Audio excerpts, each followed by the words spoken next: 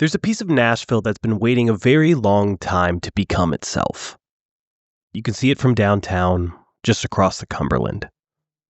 A stretch of riverfront land that's been standing in plain sight, close enough to the city to feel inevitable, and somehow for most of its modern life, held just outside of the city that Nashville kept becoming. It's called the East Bank.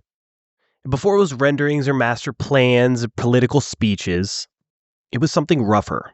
Industrial land, barge lots, a scrapyard. Then in the 1990s, it was handed a new role. Not through some grand civic revelation. Not through a vision of neighborhood life. Through a football stadium. A football owner needed a home. A city needed proof. And a piece of riverfront land was assigned a job. For 25 years, that job was not to be a neighborhood. Not to be the front porch of the city. Not a place where people lived or worked or wandered to the water and lived daily lives. Its job was to hold a stadium in the middle of a parking system. Its job was to wake up on Sundays. Its job was to store cars. And while it sat there, Nashville changed around it. The skyline rose, the tourists came, the rents climbed. The city got louder and richer and more visible, more sure of itself. Nashville arrived. But the East Bank remained in suspension. Not empty, not finished, not dead. Just waiting inside a role that the city assigned to it a generation ago. And now for the first time in a long time, that role is changing. The asphalt is starting to give way. The land is starting to unlock. A new stadium. A new development agreement on public land. A 45-acre piece of ground that includes the old scrapyard, under new ownership. A 76-acre corporate campus, being quietly assembled in the north. 550 acres, all starting to move at once. What Nashville is about to attempt on the East Bank is one of the largest coordinated district redevelopments in any American city right now. That's what this episode's about. Not whether Nashville's plan is right or wrong, but what kind of problem it actually is, and what the cities that came before us have learned about solving it. This is episode 3 of our series on stadiums and cities. The first 2 episodes were about how Nashville got here, how a city hungry to be taken seriously bought itself into the big leagues, how that deal worked, and what it cost. This episode is about what happens next. Because by 2022, Nashville had learned something it didn't know in 1995. It had learned what bad terms look like 25 years later. It had learned what a first-class clause actually costs. And it had learned what a riverfront district looks like when it gets trapped in parking. And that means this episode starts with a different question than drove the first 2 episodes.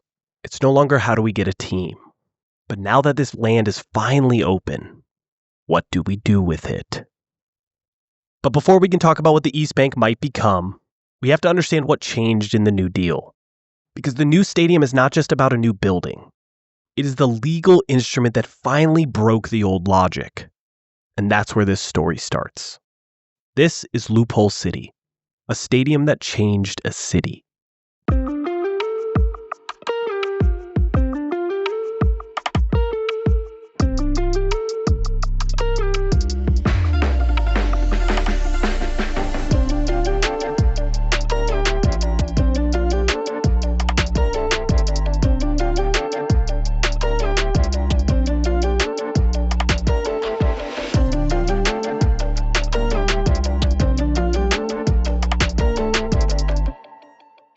It's 2022. Nashville's hired a group of independent assessors to tell them what it will cost to keep Nissan Stadium first class. The numbers come in between $1.75 and $1.95 billion. And that number matters not because it's huge.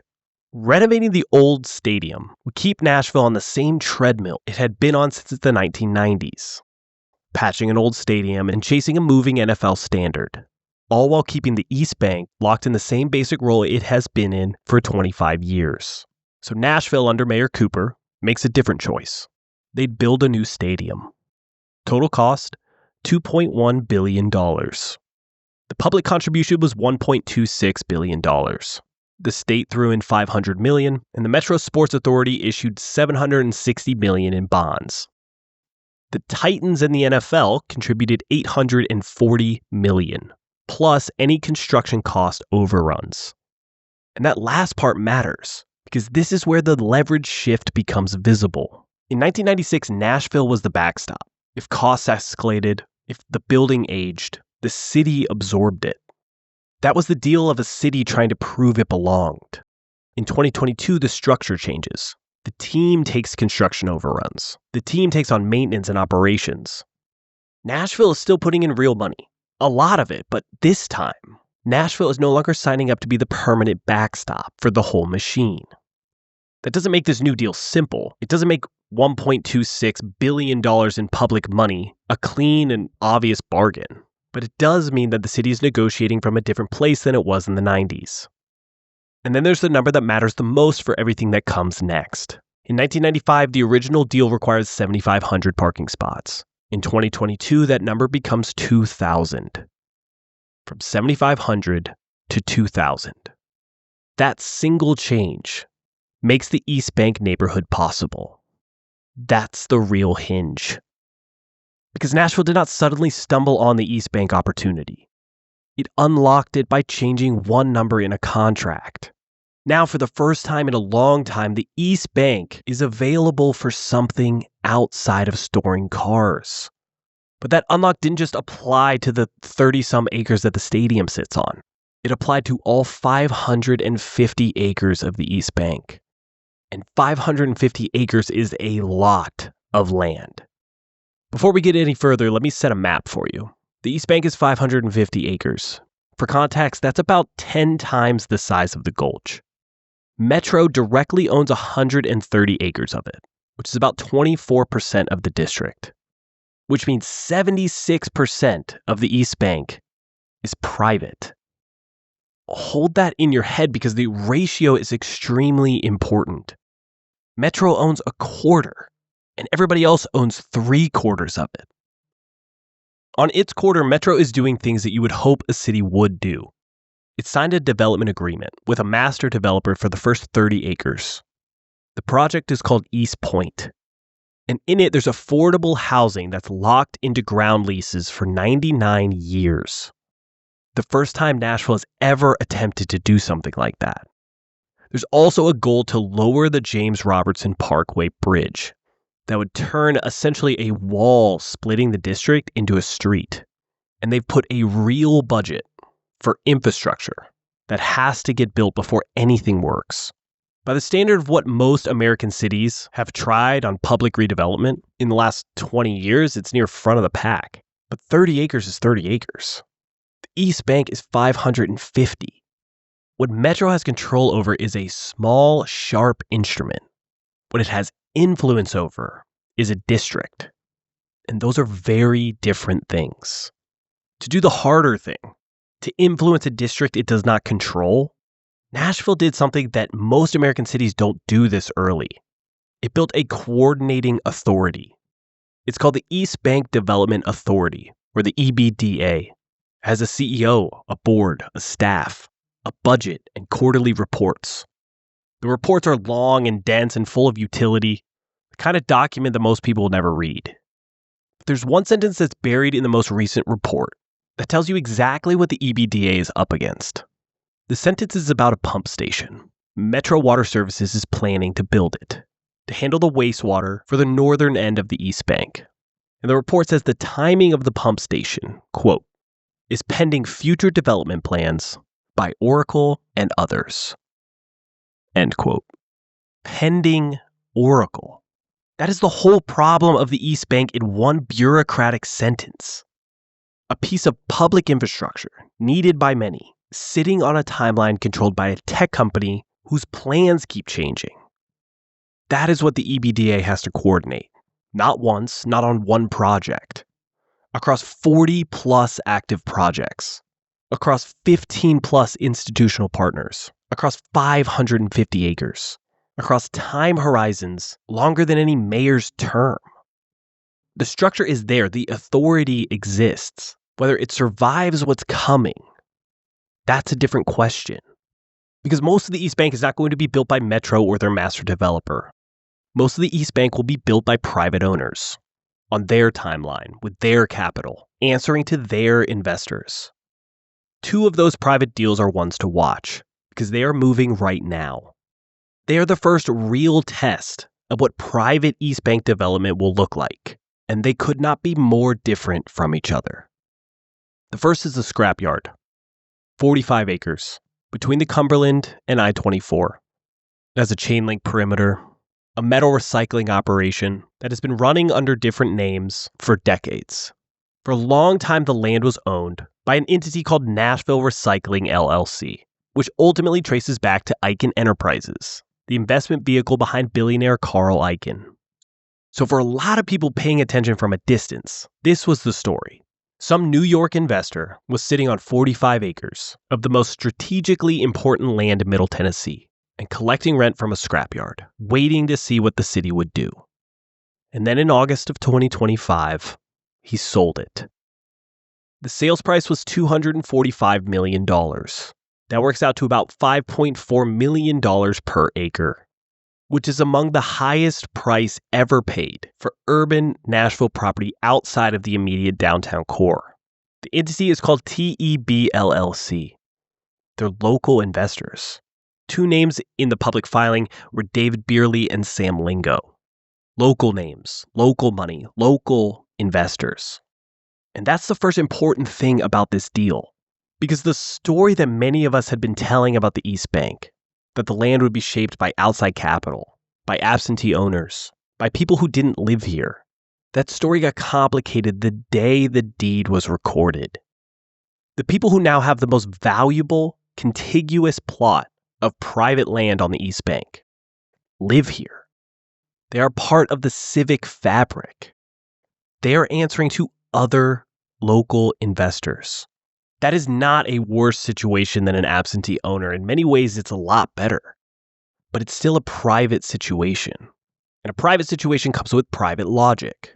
The purchase was financed with $137 million in debt, which means the buyers are carrying a real interest expense on this land from day one, which means time for them is not neutral. Holding 45 acres, generating little to no revenue, is expensive. Every month that goes by without development is a month of debt service the investors have to cover. That's not a criticism, that's just what owning real estate is. But it tells you something more important about how the parcel is going to move. It is going to move as fast as the rezoning process allows it. Now, I want to be honest with you. Here's where I thought this section was going. I thought I was going to tell you about a private development team buying valuable real estate, paying the highest price per acre in the city, and then quietly shaping the rules around the land, while most Nashvillians paid attention to the stadium that was going up across the street. I thought I was going to tell you that the people who care most about each technical amendment in a zoning ordinance are almost always the people whose money depend on it. That the public doesn't show up for these line item fights. That private capital, by default, wins those fights because private capital is paying attention. That's what I thought this section was going to say. And then the day before I recorded this, on April 21st, Metro Council voted. What the council was voting on was the zoning framework, a document that sets the rules for what can and can't get built on those 45 acres. Building heights, parking, street grids, the uses that are allowed and the uses that aren't. Going into the vote, a coalition of council members, most of them from East Nashville, had filed more than 30 amendments to the framework. An amendment in practice is like a line of code, a small, precise edit to the rules that will govern the land. Each one adds something, removes something, lightens something. 30 of them filed on a single bill means there are 30 separate attempts to change what the ground can become. The council gave the development team 2 weeks, and then the council voted. Most of the amendments passed, not all of them. Something close to 19 of the 31. But among the ones that passed were the ones with the most force. First, there was a cap on the number of hotels that can be built in the sub-district. In Nashville in 2026, on the most valuable hospitality-adjacent riverfront land in Middle Tennessee. A vote to limit hotel construction. Next was restrictions on digital signage, required on environmental and transportation studies. Parking, designed to get phased out over time instead of locking it in permanently. And one amendment that I want to stop on, because it tells you everything you need to know about what happened in that room. In the weeks before the vote, there had been rumors circulating in the Nashville community that the company behind the Las Vegas Sphere might be looking at Nashville for a second location. Now, the developers of Scrapyard had been denying this, but the rumor was out there. And alongside it, in the background of Nashville's civic conversation, was an ongoing discussion on whether Nashville might bring on a Major League Baseball team. The district council member, the man who sponsored the bill, whose whole job is to shepherd the legislation through, was asked about the proposed amendment that would prohibit stadiums and arenas on the site. He said limiting the option now didn't make a ton of sense to him. That was April 8th. 13 days later, the stadium and arena prohibition passed over his initial skepticism. Think about what that describes. A rumor circulates that a giant entertainment venue may be coming to the East Bank.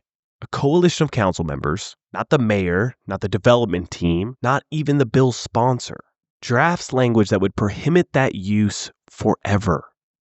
The bill sponsor publicly says he doesn't think it's necessary, and 2 weeks later, that prohibition is in Metro Code.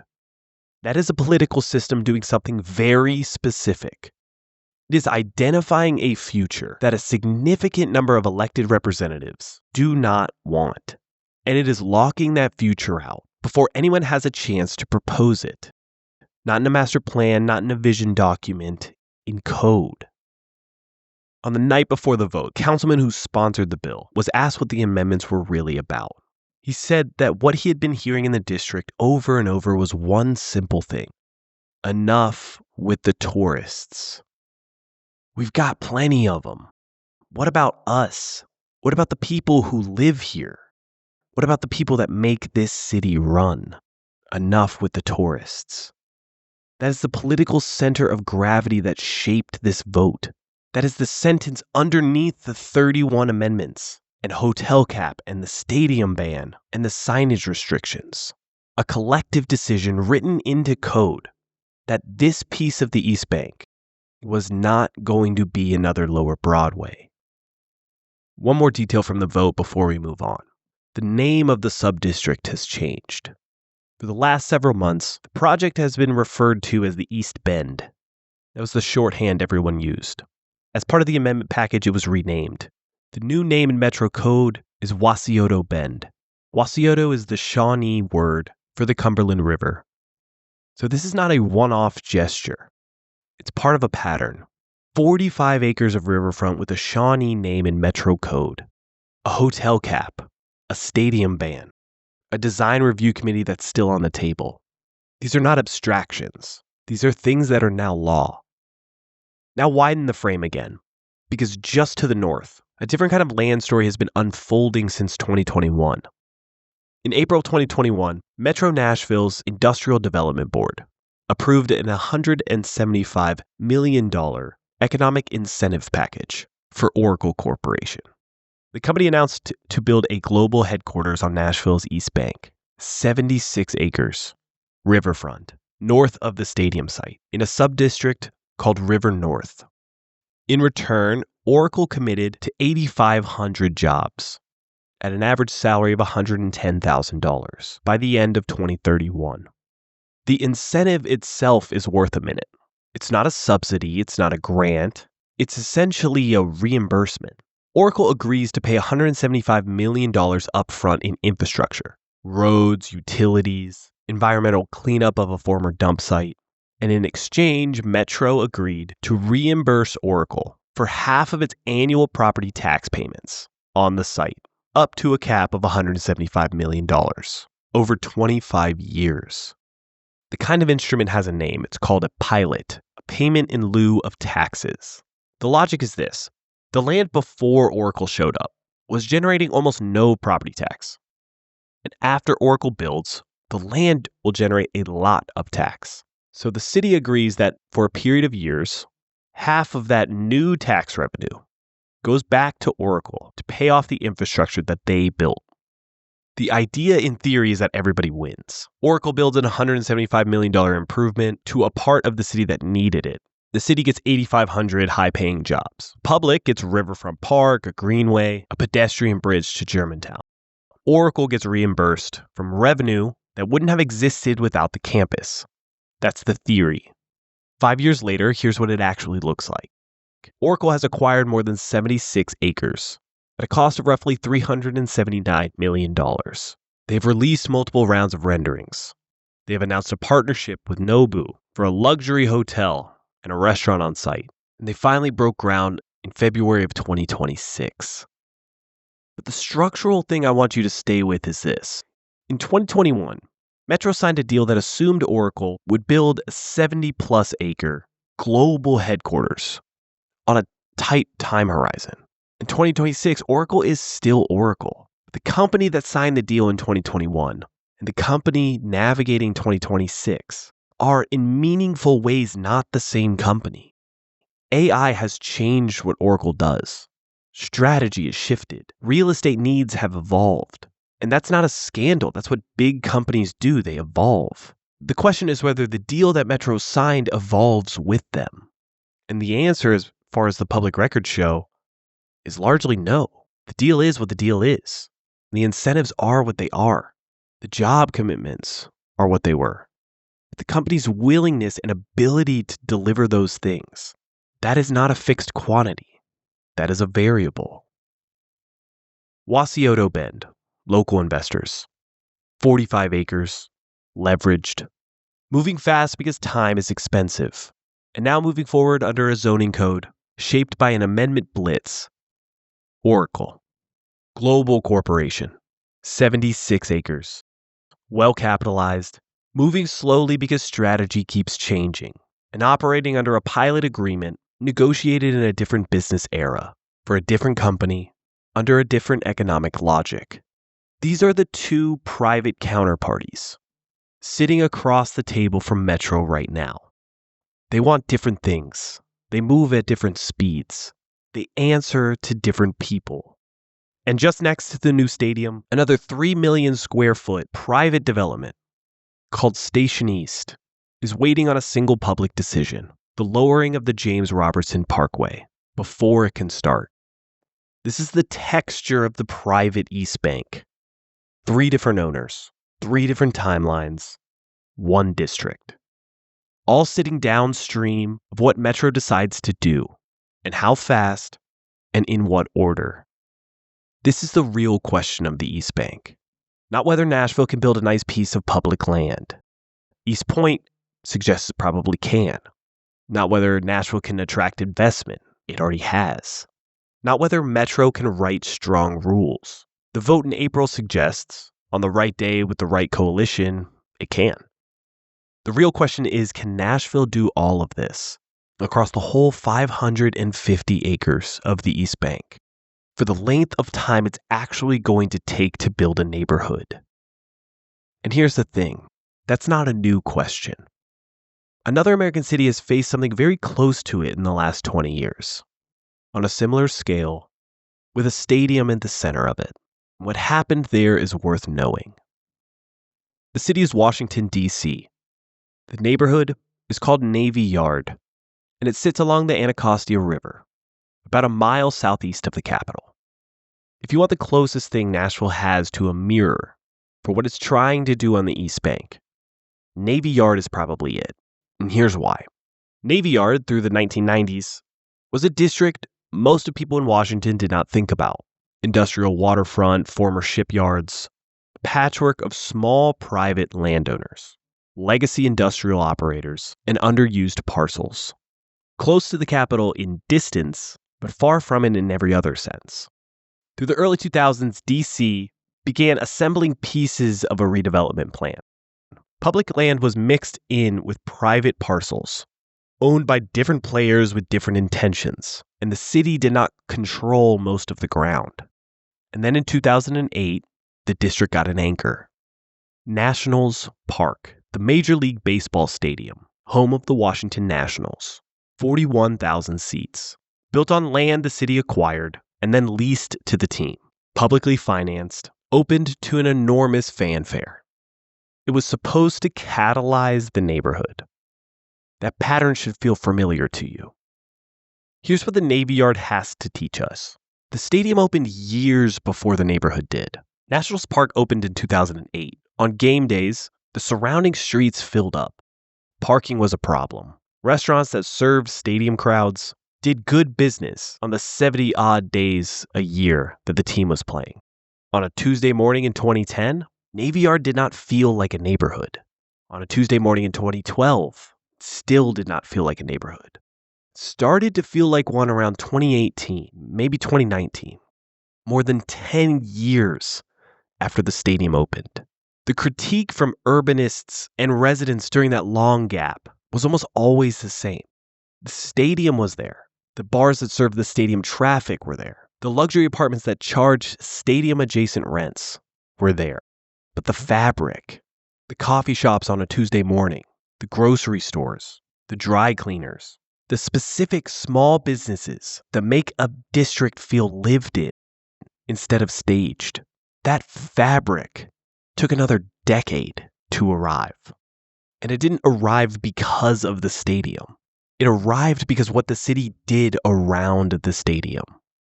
The city was doing programming and public realm maintenance. There were specific zoning decisions that created street-level retail requirements. There was infrastructure sequencing that pulled private development toward a pattern that the planners wanted. There were design guidelines for new buildings that forced developers to integrate with the street. The anchor did not make the neighborhood. The patient, coordinated, decade by decade work around the anchor is what made the neighborhood. The second thing that Navy Yard teaches us is something a little harder. Navy Yard today is a success story by almost any conventional measurement. It is dense. It is growing. It has parks and a riverfront walk and thousands of new residents and a visible tax base that didn't exist 20 years ago. But it's also a neighborhood that working families mostly cannot afford to live in. The affordability commitments written into the original D.C. redevelopment framework were real, but they were small, much smaller than what Nashville's East Point framework is attempting. And over 15 years of rising land values, the district drifted upscale. And that drift was not an accident.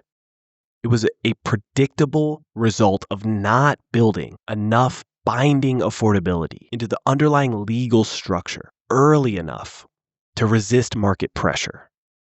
This is the lesson that Nashville should be paying attention to. Our city is doing one thing better than D.C. did it. The 99-year affordability lock on the Fallon ground lease is a more aggressive tool than D.C. ever put in. And if it holds, if the enforcement mechanisms survive, Nashville could end up with a more economically mixed East Bank than the Navy Yard ended up with. And the city is also doing something else better. They're writing specific performance standards into binding code early in the process, while the leverage is still the public's to wield. Hotel caps, use prohibitions, design review committees with community seats. Those are the tools that DC either did not use or did not use aggressively enough in the early years of the Navy Yard. But the third thing that Navy Yard teaches us is the thing that no city has a good answer to yet. The stadium is going to open. The Titans' new stadium is set to open in February of 2027.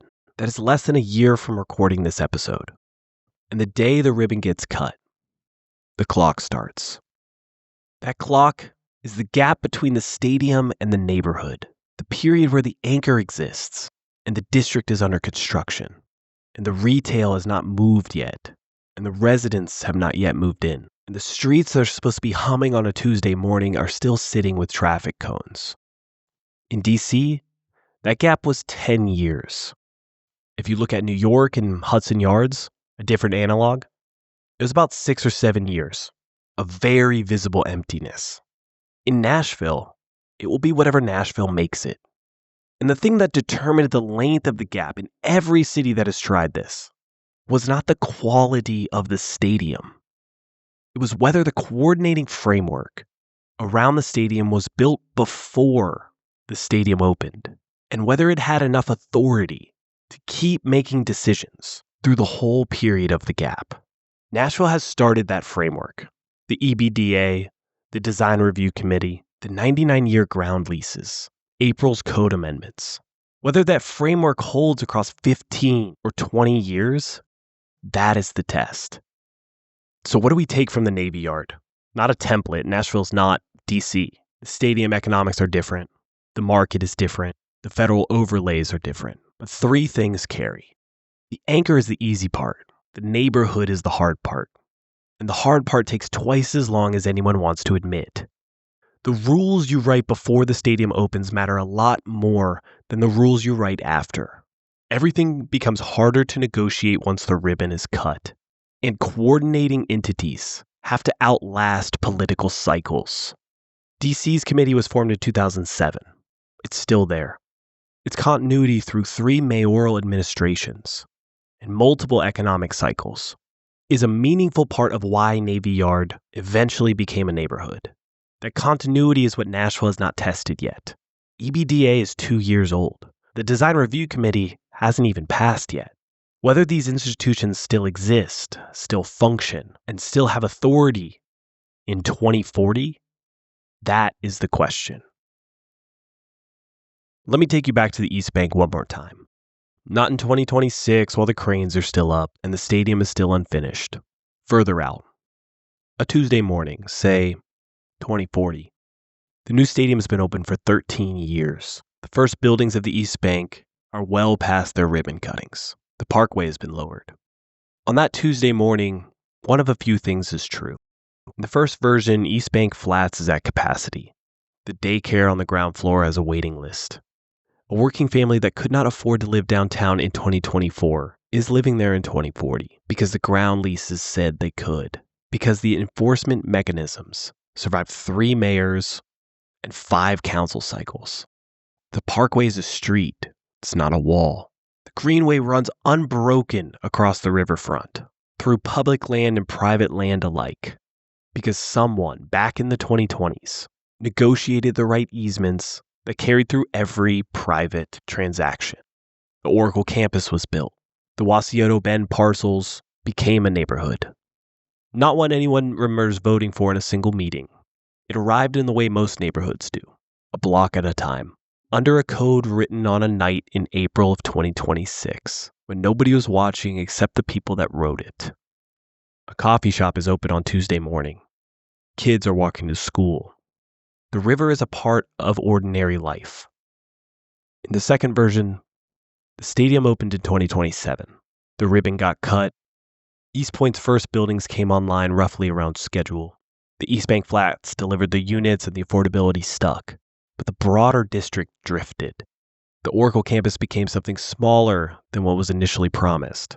The Washington Bend code held, but the adjacent subsequent districts didn't get the same treatment because the political coalition that formed in 2026 didn't survive the next election cycle.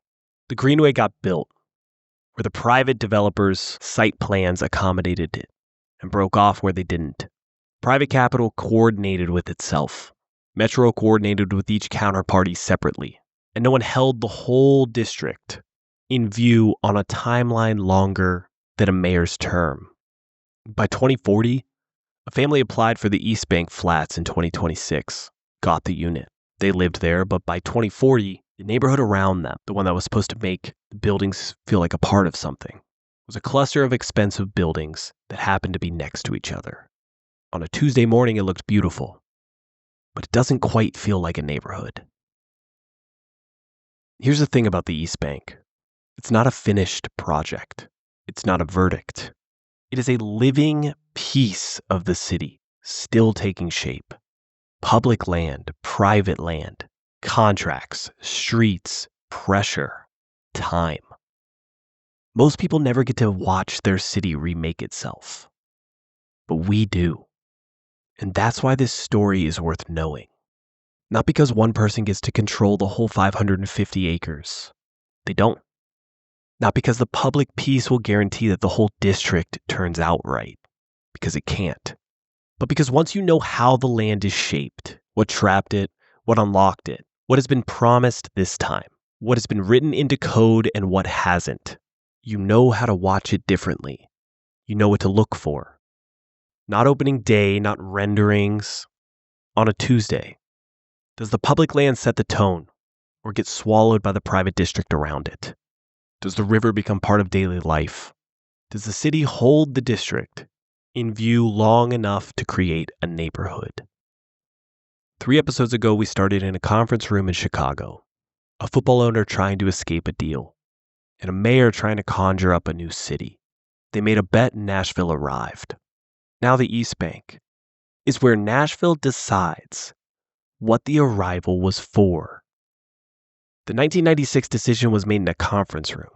The 2026 decisions are being made in public, which means the lesson of the last 30 years is also an opportunity. Everything is readable. It's all there. Whether the district becomes a neighborhood, we're going to find out together, because we're all living in the rest of the story. This is Loophole City, a stadium that changed a city.